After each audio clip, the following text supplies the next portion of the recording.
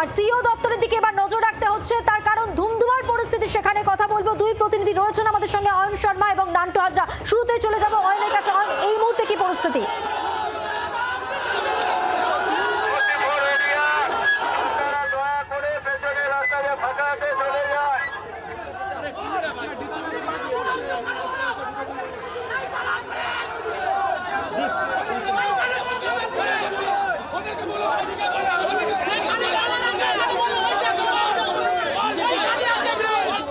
দেখাচ্ছে কিছুক্ষণ আগে যে অভিযোগটা আসছিল তৃণমূল কংগ্রেস কর্মীদের তরফ থেকে, এখান থেকে পাথর ছোড়া হচ্ছিল সিআরপিএফ এর যারা দেখুন, আরে 144 শুধু কি আমাদের জন্য, ওদের জন্য না? ওদেরকে সরাক, আমরা তো চুপচাপ দাঁড়িয়ে আছি, চলে যাচ্ছি আমরা।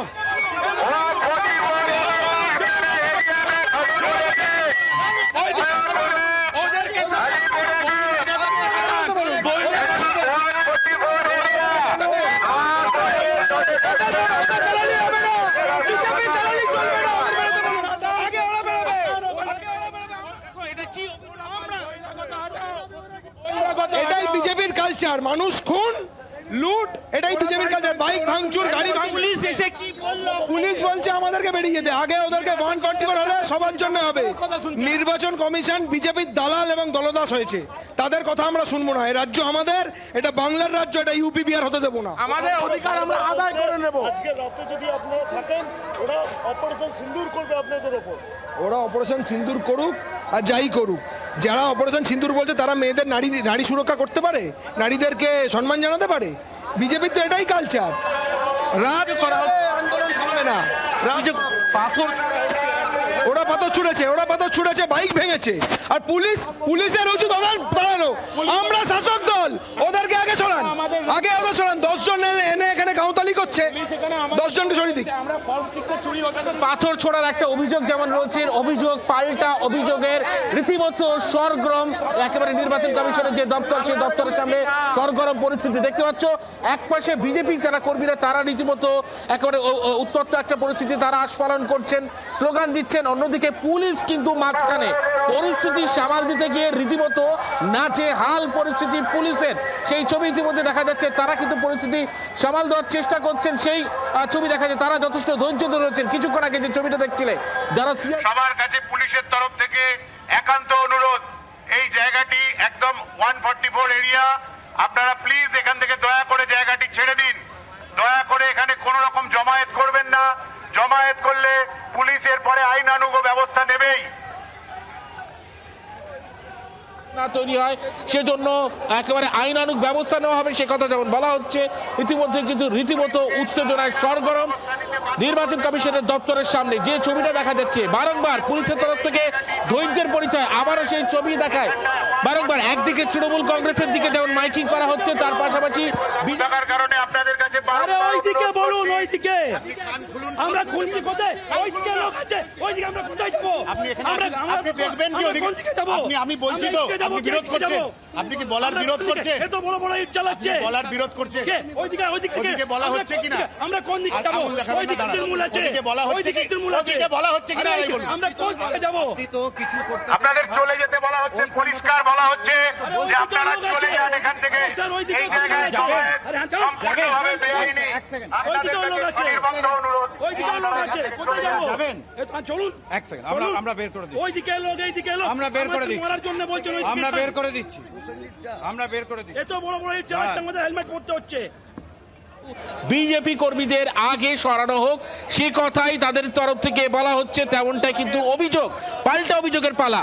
এদিকে বাঁশ লাঠি দিয়ে ইতিমধ্যে কখনো বা তোলপাড় করা হচ্ছে এবং পাথর ছোড়া হচ্ছে। এমনও পরিস্থিতিতে রীতিমতো নির্বাচন কমিশনের দরবারে সরগরম পরিস্থিতি, সেই ছবি ইতিমধ্যেই দেখা যাচ্ছে। যে তুমি দেখতে পাচ্ছ, কলকাতা পুলিশের যারা কর্মীরা, তারা রীতিমতো ধৈর্যের পরিচয় দিচ্ছেন একেবারে। কিন্তু সেই ধৈর্য কতক্ষণ থাকবে, ধৈর্যের বাঁধ ভাঙবে কিনা এখনো পর্যন্ত জানা নেই। তারা রীতিমতো সতর্ক করছেন, দুপক্ষেই যারা রয়েছেন, তৃণমূল কংগ্রেস কর্মী, বিজেপি কর্মীদের বিরুদ্ধে সতর্ক করা হচ্ছে। সেই ছবি মাঝ বরাবর যে গ্রাউন্ডে, সেই ছবি কিন্তু ইতিমধ্যে দেখা যাচ্ছে। এক পাশে বিজেপি কর্মীরা, সেখানে সিআরপিএফ এর জওয়ানরা, সেন্ট্রাল ফোর্স, তারা রীতিমতো পাথর ছোড়ার অভিযোগ করছে তৃণমূল কংগ্রেসের বিরুদ্ধে। বিভিন্ন জায়গায় দেখতে পাচ্ছ কি পরিস্থিতি। একেবারে দেখো পুলিশ রীতিমতো সামাল দেওয়ার চেষ্টা করছেন, একেবারে বিজেপি কর্মীদের তাদেরকে বলছেন বারবার 144 যারা জারি একদমই রয়েছে বোঝা যাচ্ছে মাইকিং করে পুলিশ সতর্ক করে দিচ্ছে, কি পরিস্থিতি আমরা বুঝতে পারছি। অয়ন সঙ্গে থাকো, চলে যাবো নান্টুর কাছে। নান্টু, এই মুহূর্তে বিজেপির যা বক্তব্য, তৃণমূল না সরলে তারাও তাদের অবস্থানে অনড় থাকবে, কি পরিস্থিতি?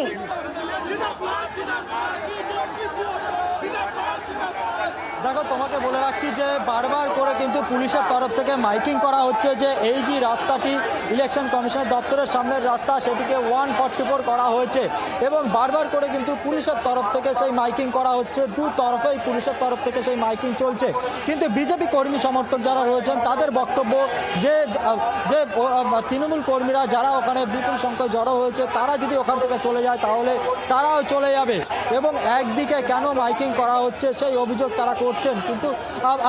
কিন্তু দেখা যাচ্ছে যে পুলিশের তরফ থেকে দুদিকেই, অর্থাৎ তৃণমূলের দিকেও মাইকিং চলছে এবং বিজেপির দিকেও কিন্তু মাইকিং করা হচ্ছে এবং যেটা বলা হচ্ছে যে এই যে জায়গাটি সেটাকে কিন্তু 144 করা হয়েছে এবং সেই কারণে প্রত্যেকেই এখান থেকে সরে যেতে বলা হচ্ছে।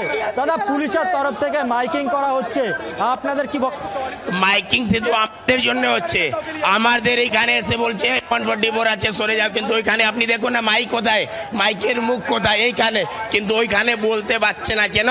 কেন তো দলদাস হয়ে কাজ করে, তো তৃণমূল হয়ে কাজ করে তো পুলিশ, আর 1 মাস 20-25 দিন আর কাজ করবে। আপনারা কি এখান থেকে চলে যাবেন না এখানে থাকবেন? আগে আছি, আমরা আছি, ওদেরকে সরাবে তখনই আমরা যাব। দেখো, বিজেপি কর্মী সমর্থক যারা রয়েছেন তাদের বক্তব্য যে যখন তৃণমূল কর্মী ওখান থেকে সরে যাবে তখনই তারা যাবে, না হলে কিন্তু তারাও এখানে বিক্ষোভ দেখাবে। কিছুক্ষণ আগে কিন্তু একবার রণক্ষেত্র চেহারা হয়ে ওঠে, তার কারণ তৃণমূল কর্মী সমর্থক তারা কিন্তু ব্যারিকেড ভেঙে এগিয়ে আসার চেষ্টা করে এবং তাদের প্রত্যেকের হাতে কিন্তু দেখা যায় যে একেবারে বাঁশ হাতে নিয়ে তারা কিন্তু ব্যারিকেড ভেঙে এগিয়ে আসার চেষ্টা করে। কোনো রকমের পুলিশ তাদেরকে ব্যারিকেড ভাঙাটা আটকায়, কিন্তু দেখা যায় যে একেবারে রণক্ষেত্র চেহারা। অন্যদিকে বিজেপি কর্মী সমর্থকরা অভিযোগ করছেন যে তৃণমূলের দিক থেকে কিন্তু পাথর ছুঁড়ে আসে তাদের দিকে এবং সেটা কেন্দ্রীয় বাহিনী, তারাও যেখানে দাঁড়িয়েছিল বিজেপি এই কর্মী সমর্থকদের ব্যারিকেড সেখানে, এবং তাদের কাছে এসে সেই কিন্তু বোঝা গেছে নান্টু, দুপক্ষই তাদের দাবিতে অনড়। নজর রাখো নান্টু, ধন্যবাদ তোমাকে। ধন্যবাদ অয়ন, তোমাকেও।